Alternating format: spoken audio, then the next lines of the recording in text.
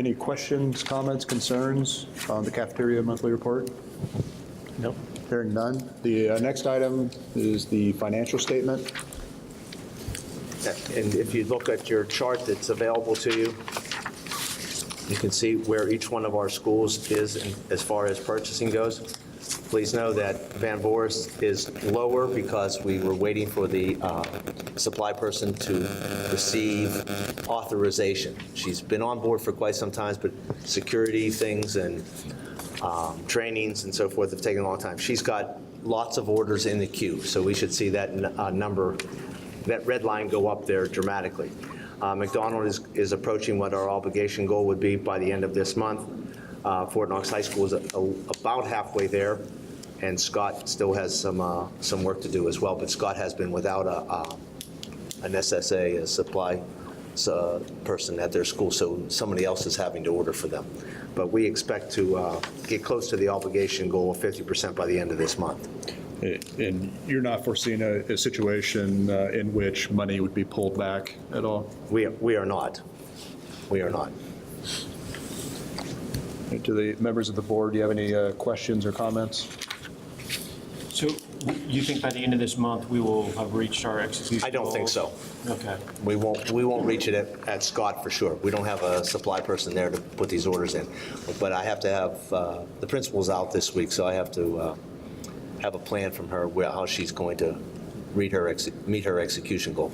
At Van Voorhis, we were able to use the district person to purchase some things. So that's why they're a little bit further ahead. So that will now shift over to, that district person will now shift over to give some concerted efforts to Scott.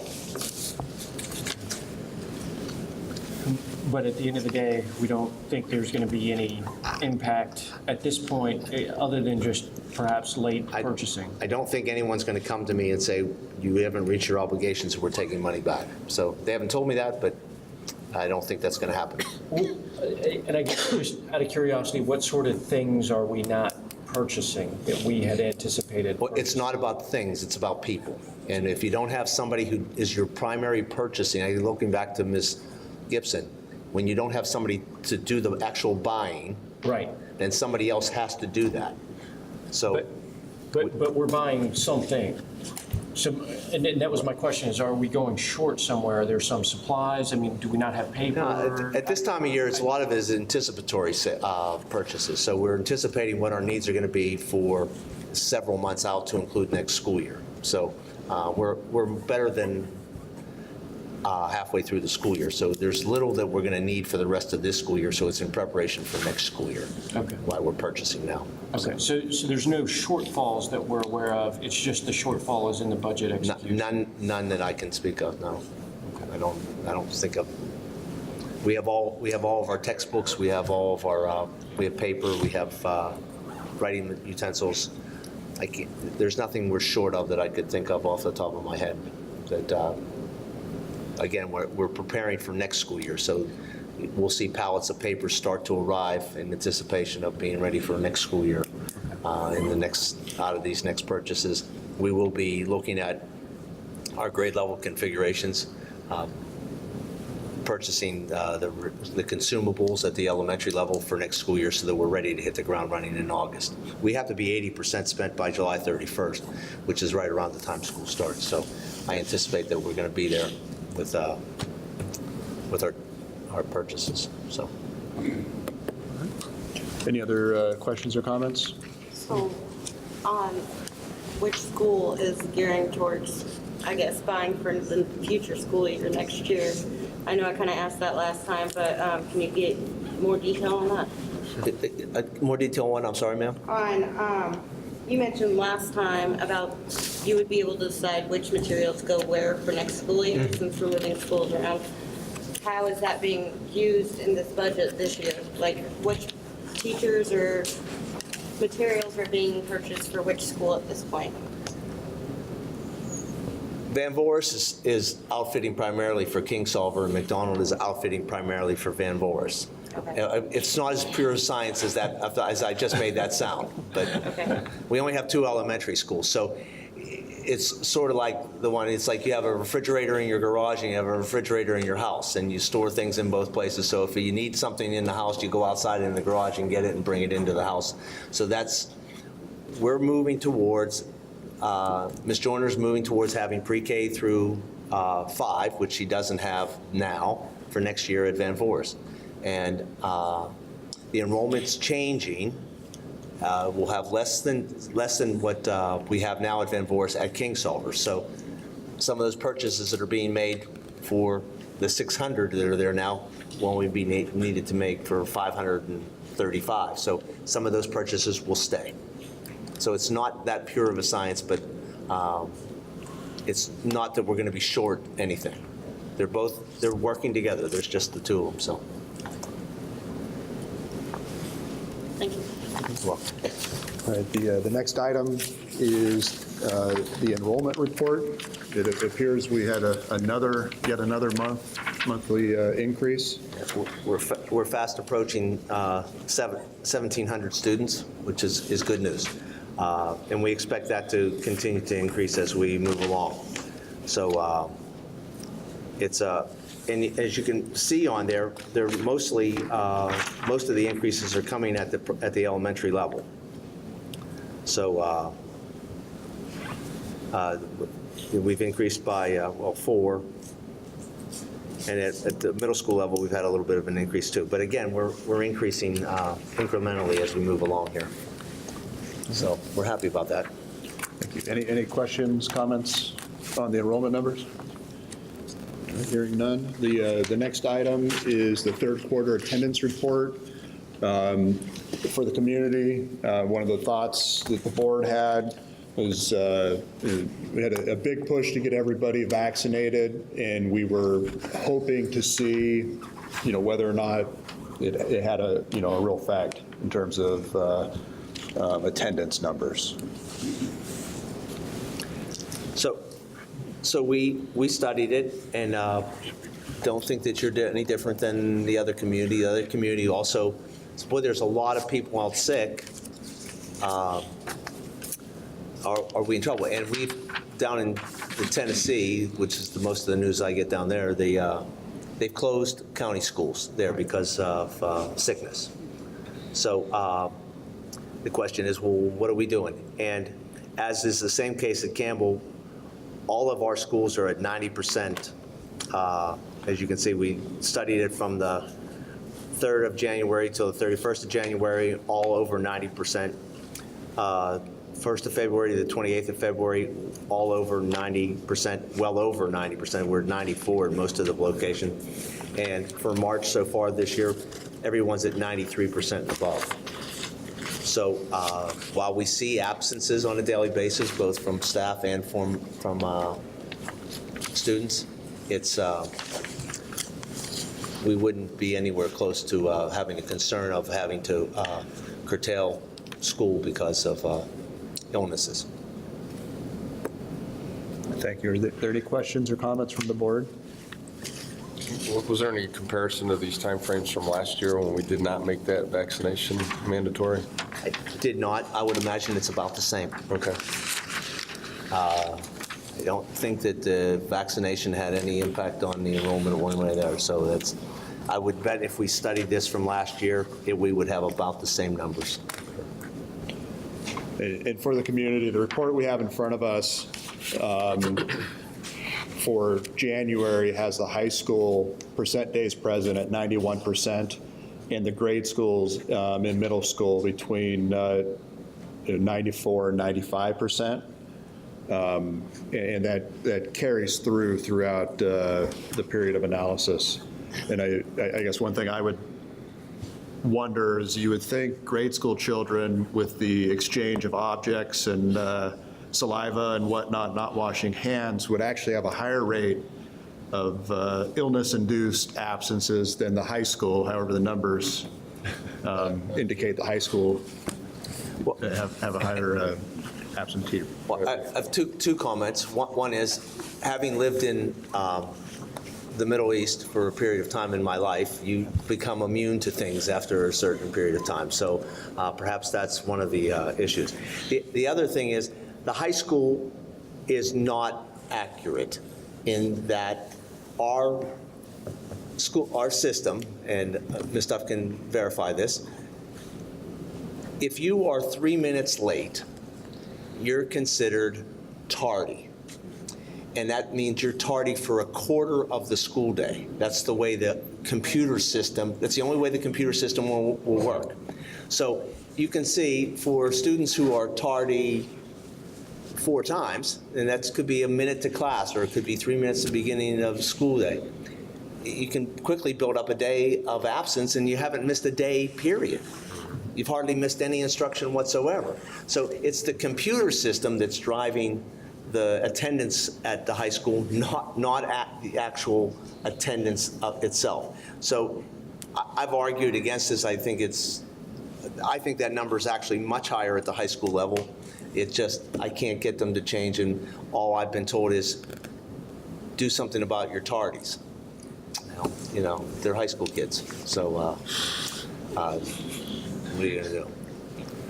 So, but Margin that's of correct, error. right? In fact, when they are tardy to school, and Mr. Perry had me change it from 3 minutes to 8 o'clock. And at 8 o'clock, if they're after 8 o'clock, I have to input the .2500 for them being tardy, and that's a quarter of the day. Of the day. That's, And it affects how it calculates the attendance. yeah, he's on the hot seat, as is the other high school in the district, because tardies are impacting their attendance, and the attendance is something that the bean counters look at. So anyway, I think that number's actually higher. Not that those kids aren't, not that the kids are ill. Are there any other questions, comments, concerns? I'm just curious, if the attendance from this year to last year is about the same, will they require flu vaccines year 4? That's it. Our attendance always runs well over 90%.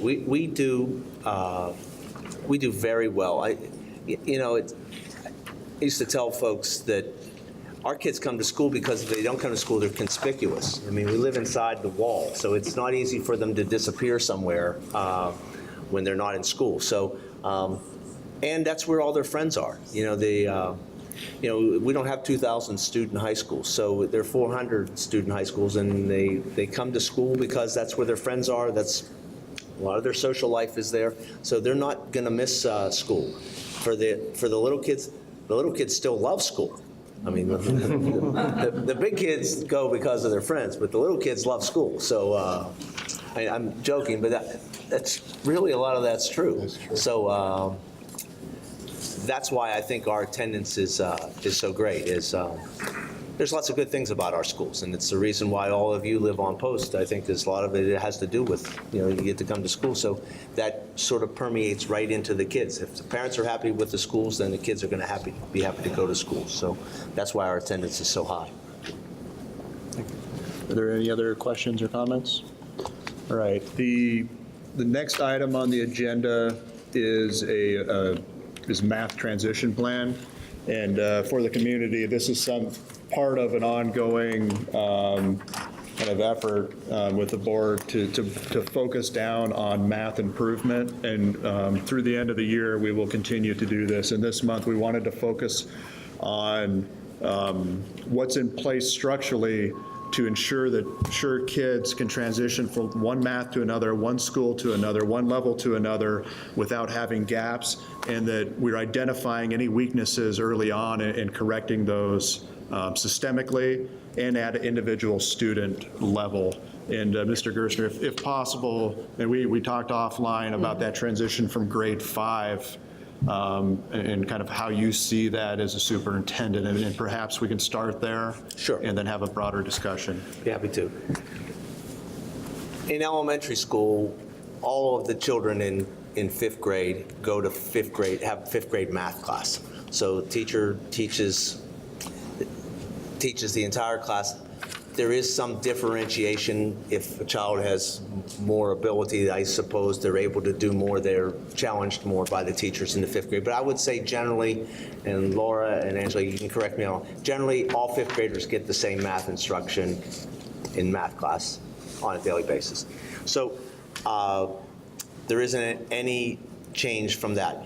They moved to 6th grade at Scott Middle School, and Math 6 is the option.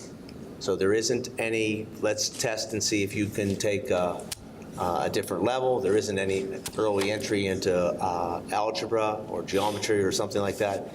At the 6th grade level, you have to take Math 6. So it's not something that we've looked at. Kids who have increased ability in mathematics at grade 6, it's not something we've looked at. How can we better meet their needs? We have put them all in Math 6. Now, what I will do is, and I didn't do it for this report, I will look into how many of our children for the last several years have been in the 90th percentile and above in mathematics on a Terra Nova, a norm reference test. We'll see. Well, I don't know if we're really missing kids. And I use 90th percentile because I'm figuring anybody that's in the 90th and above has better ability in math. But I'll do that for the next month. Once I get to grade 7, there is a change. You could go into accelerated Math 7, which is more of a preparation for algebra. They used to do a placement test, but they no longer do. They primarily use Terra Nova scores in the teacher recommendations as entry into that. And I don't know what percentage of kids are split between the two. Math 8's really where it changes, and that's really where the transition takes place. Some students in 8th grade take Math 8, which is an excellent course. I would challenge anybody in this room to take the tests in Math 8 and see how y'all do. It's more difficult than you think. But we do have kids who are not in Math 8 and they take Algebra 1 at the 8th grade level for high school credit. Now, the grade they get does not count towards their GPA, but they can get the credit. It still goes on their transcript, but they may take Algebra 1 in grade 8. And then when they move into the 9th grade, then you can look at the progression that I have: Algebra 1, Geometry, Algebra 2, and then the 400 level classes. So if a student wants to take AP Calculus their senior year, do they need to do Algebra 1 in grade 8? It would make more sense for them to do that. It would make more sense for them to do that. So then the assessment of college and career readiness that is occurring at the end of the grade 7 year is funneling kids either towards the fast track of AP Calculus their senior year or towards a slower paced mathematical development. Yeah, and it's really not a slower pace anymore because you are required to take, as I listed there, you have to have 4 high school math credits, and 3 of those have to be taken in high school. So if you don't take Algebra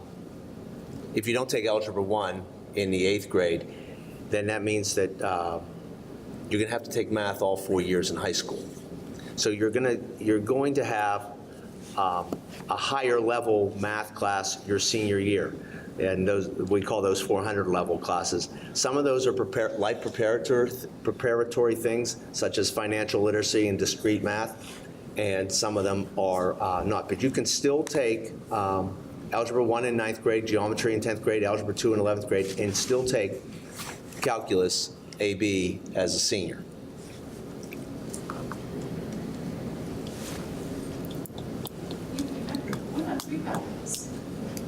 You can take pre-calculus too, as a senior as well. Sure. So the problem that I have with the math progression is if you have a 6th grader who is incoming, who took Math 6 at another school somewhere else, and that happens all the time, you're now making that 6th grader retake a class that they've already taken. And I'll tell you what, for kids who want to be on engineering track, if you don't take algebra, in the 7th grade, you will never, ever take AP Calculus BC, ever. Because if you take let's just suppose you're a very high level, as Dodea would like to say, and you take 8th grade algebra. So then you take 9th grade geometry, 10th grade algebra 2, 11th grade pre-calculus, and senior year AP Calculus AB.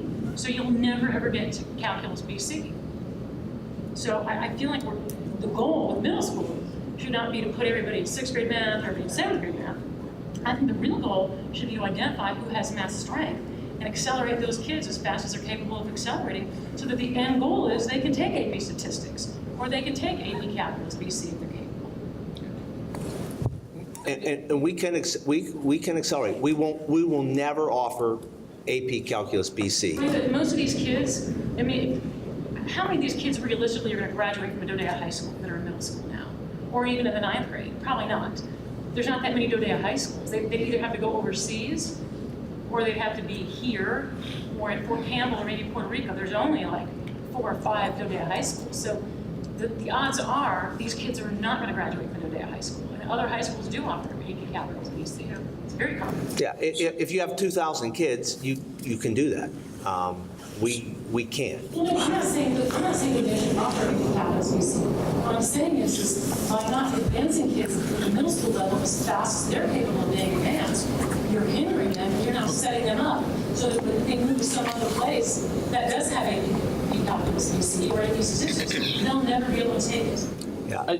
Okay, so if I could, just having had these discussions back and forth with Dr. Washington, so and just to make sure that I understand, and I think we're all on the same sheet, is that I don't think anybody is skipping Math 8, if I understood correctly. No, we have kids who have skipped Math 8. Oh, yes, we have, absolutely. Okay, because my understanding is that they were doubling up in there somehow. And that's something that we do as well. And so, but that's typically the